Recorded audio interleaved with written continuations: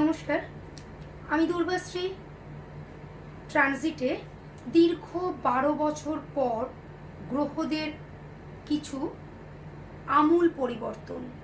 বৃষ রাশিতে বৃহস্পতির গমন, যখন কিনা কুম্ভে শনি অবস্থান করছে, এবং মীন রাশিতে মঙ্গল, রাহু ও বুধ যুক্ত অবস্থান। বৃষ রাশিতে বৃহস্পতির গমন অত্যন্ত শুভ ফল প্রদান করবে যে 4টি রাশিকে। সেই 4টি রাশির নাম আজ দুর্বাশ্রী বলবো।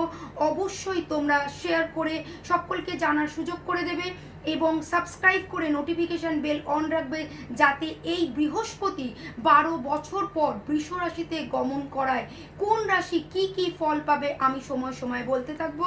বর্তমানে কন্যা, মিথুন, বৃষ এবং মীন রাশির অত্যন্ত ভালো সময়।